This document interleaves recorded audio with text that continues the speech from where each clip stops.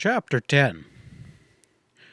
Poor were the instruments which supplied music for the ballet going forward in the largest adobe of the little Mexican village of Estella on Hachtila deep in the hills. But it didn't matter. Pleasure was measured in the hearts and not the ears and the eyes of these simple folk. Besides, did they not have the honor of enjoying tonight the presence of Signor Dutcher, uncrowned but undisputable king of this lonely land? Fay leaned back against the plank bar, his elbows hooked over its edge, beaming approval of the joyous gayations of his dark-skinned friends. At his left, Buck Bailey lounged, sipping his drink. Nick Martin and Turk Sandstrom were among the sweaty, happy dancers stamping around the rammed earth floor of the room, whirling the flashing-eyed senoritas that they held in their arms. That Dutcher was conscious of his position here was plain in his face. He had gone to some lengths to make himself king of the hills in a manner particular his own, and he had succeeded. If Cass Gunnarsson had won for himself the pregrations of a kingdom down in the flatlands, Fay had done no less here. Flush with the proceeds of a recent raid on Shane and Purcell beef, he and his companions were having their little hour. They were safe here. Scarcely a Mexican in the village, but understood their occupation and thoroughly approved of it. For Pignon or Gentry de raison, they had not been long in learning on which side their own interest lay in the range fight now going on. Fay Dutcher had gone out of his way to meander the scattered fortunes of more than one humble range dweller, so carelessly trampled in the dust by the barons of Salt Creek. To say that they revered him for it was to put it mildly. With his ruthless cleaving to rude justice, his dashing boldness and color, he was well on his way to becoming a legend in the huts and jackals of Santa Fe and to Lincoln. Dutcher was so safe in these hands that no lowly woodcutter or herder could be forced to breathe his name or his whereabouts. Bitter experience had taught them how word of such things got mysteriously about. The pitchfork watchdogs were always on the alert, and twice Dutcher and the others had shot their way out of a trap and twice left dead men behind them in the dust. It had happened before, and it would happen again. But Fay had never been one to bow before the inevitable. Tonight he was the same easy, self-possessed man he had been when he jogged into this country for the first time. Just now he was discussing the contents of Salt Creek Wasp, which Buck Bailey turned over in his hands curiously. "They got the right idea, all right, but it just won't work," Dutcher averred with breezy dogmatism. "Throwing words at Shane and Purcell is about going out and spitting in the desert. I don't blame Wilkins Landis none," he went on, "but he's hog-tied and helpless there in town as matters stand." "You pretty certain that Landis is behind this?" Bailey grunted. "Well, I ain't guessing at it none." Bailey knew he didn't have to. There were few things which Dutcher had no way of finding out. Tapping the paper with his finger, the latter continued. "The time'll come when they have to admit my ways is the only way. Talking and writing about Shane and Purcell's never going to hurt 'em in the spot where they hurt the most. With the sheriff and the J.P. in their pocket, they just laugh and go right on, but when we nickel 'em for 50 or 60 head of steers, they yell like hell. Some day I'm going to ride into Salt Creek and stick up the company bank, and that'll knock the props out from underneath 'em. I'll show Landis and the others I can finish this single-handedly." He had barely ceased speaking when, during a lull in the music, there came a determined knock at the door. In a flash, the score or more people in the place froze. Several men reached for smoky lamps, pausing only for an inquiring look at Dutcher, and Fay shook a curt negative. "Hold on a minute," he said.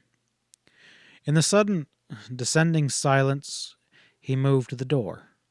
His gun was out. With a kick, he dislodged the bar, which fell aside, and Bailey ranged up on his side as he stood there, waiting for the door to swing open.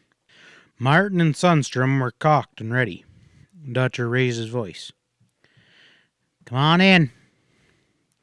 The door opened, and Kathy Roberts stood there, regarding them half amused, half in genuine disgust. "Put your guns down, you fool," she told Dutcher crisply. "I need to talk to you." For a moment Dutcher could only stare his surprise. He had expecting something vastly different from this, and had been prepared to meet it. He said harshly, "What are you doing here, Kathy?" "I've been looking for you for a week." She made it sound as if he was personally responsible, and since there was no question but what he was, Fay grinned. "What for?" he demanded more easily.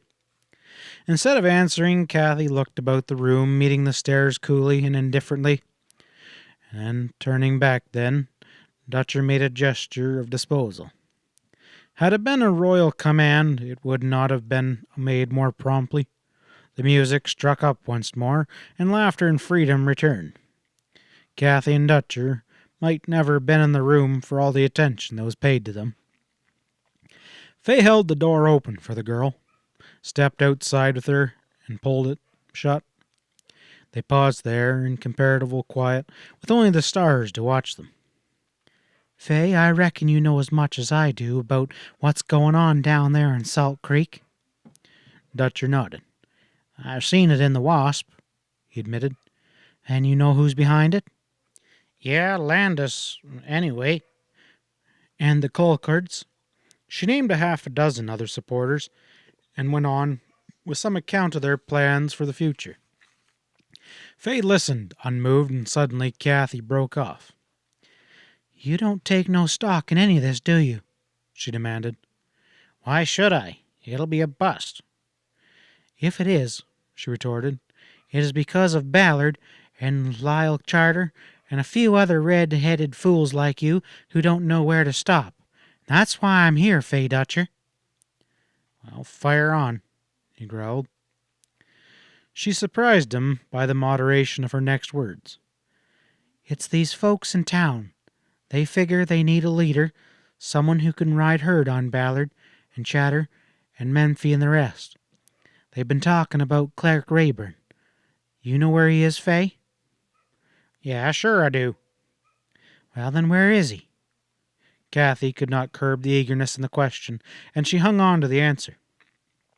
Fay said quietly, "He's a gun marshal in Ringgold over the line in Arizona. I understand that he's cleaned the town up." Her eyes brightened at the words. She had made no mistake about Clark Rayburn. None of them had. There was a decisiveness in her answer. "Fay," she said, "you'll have to go and get him and bring him here. Tell him it's for me. Or, no, don't say that." A struggle went on over her, and it was soon over. "Say that Miss Colcord asked for him to come." Dutcher peered at her keenly, reading the bitterness in her tone, but when he answered, it was not of her that he was thinking of but himself. "Me right over there with a price on my head?" he grunted. "Well, not much." Kathy stiffened. For a moment she found words impossible, and then they came in a rush, dry and biting, the kind of talk which men who took liberties with her at the stage station had come to remember and fear. "Damn you, Fay Dutcher! What good are you anyways?" she blazed. "What does a woman mean to you? If I'm not asking Clark Rayburn to do something for me, I'm asking you. It's the only answer I get. You think you're doing some mighty fine thing here these days, but you're not. You're just some darn damn cheap rustler and a gun thrower, and you're tearing down a good half of what the decent folk in town has worked so hard to build up." Dutcher raised his eyebrows humorously in mild protest, but she went on, blasting his complacency with plain terms and revealing to his startled eyes exactly the kind of fool he was. And by the time she finished, his neck was red and he was avoiding her eye. He started to say something, but she cut him off. "I don't want to hear a word out of you," she stormed. You said where you stand, and you can stay there till you rot. I know where Clark is, and I'll go for him myself. Well, wait up there, Kathy, Fay protested when she turned on her heel and started away, but she paid no attention. Dutcher had no choice but to watch her swing up on her horse like a man, turn his head, and ride off into the shadows. It was next afternoon when Kathy, having returned home and made ready for the trip, rode into Salt Creek in the rig beside her father. He put her down on the main street. You turn those horses round and dig back for the station right off, she told Alamos curtly, lifting her traveling bag out of the wagon. Somebody's got to look after things while I'm away. Get going now. I'm watching after you. 5 minutes later, alone, she turned into the stairway leading to Wilkins Landis' office, her manner as determined as ever. Landis was there, and he was surprised to see her and did his best to put her at ease, and he soon saw that it was a wasted effort. I've found where Clark Rayburn is, and I'm going after him. I'll have him back here in a few days, she announced. The lawyer's surprise was increased. He had heard Loren's story of Kathy's refusal to help them, and this was an abrupt about-face. Well, I'm mighty glad to hear it, Miss Roberts, he assured her. Unable to hide his curiosity, he asked, Where is Clark?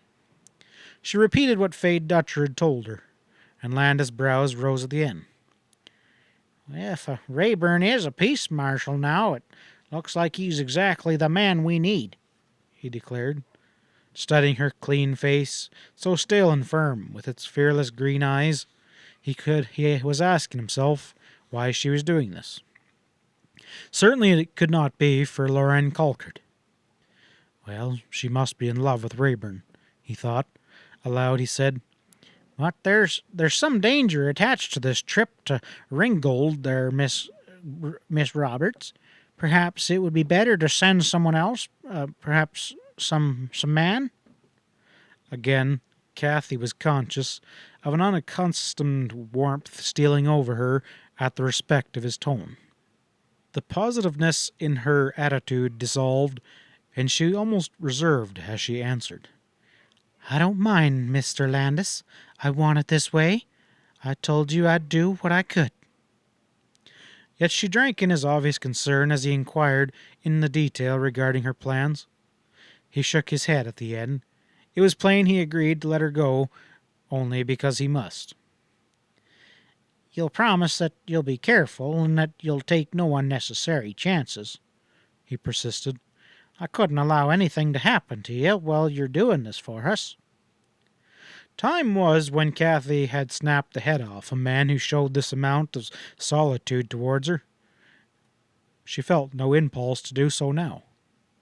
A tinge of pink touched her cheeks as she replied, I'll be all right, Mr. Landis. Thanks for the concern.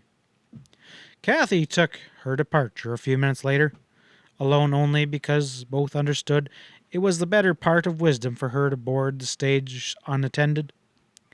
Standing on the porch of St. and Purcell's store, Poke Flasher saw her emerge to the street.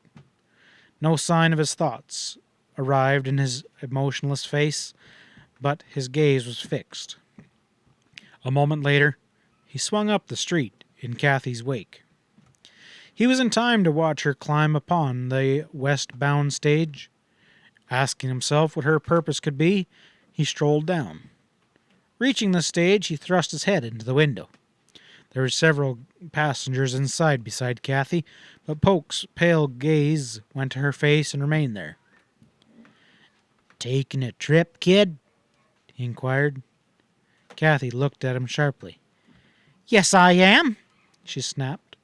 It's too bad you're not, Poke Flasher. This town could stand your absence for a spell. A laugh ran through the listening passengers, and Flasher moved uneasily but did not withdraw. Where are you going? He asked. She let silence stretch out for the space of 10 seconds, but Poke could not be stared down. His colorless eyes still insisted upon an answer. That's none of your business, she told him flatly. She pretended anger then, asking herself, with a fluster of inward panic, how she could get rid of the man. "What's the idea?" She raised her voice. "Are you making war on women now?" The whip of scorn in her tone flickered color into Flasher's cheeks. "You and your Shane and Purcell cronies think you can get away with anything.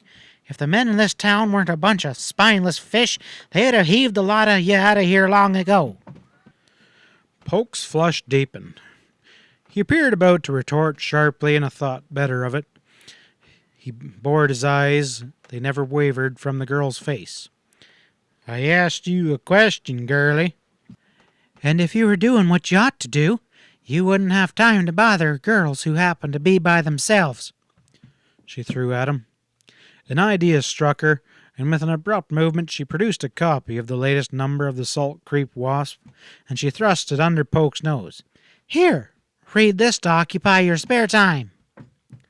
Eyes flashed open wideness at her coolness. The color in Polk's visage darkened to an angry tide. In reaching in the window, he would have snatched the paper from her hand, but suddenly she jerked it back out of reach. "Oh, I forgot. You can't read," she told him writhingly. It was too much. A second laugh came over the stage. It was galling to Flasher to be twiddled and browbeaten by this slip of a girl. It was hard to say what he might have done, glaring at her with a slowly congealing hatred, but at the moment a voice with a flat rasp in it sounded behind him. "Polk." Flasher turned to see Dan Shane standing there, a cigar in his teeth, and for a moment their glances crossed, and then Shane beckoned wordlessly. Flasher hesitated.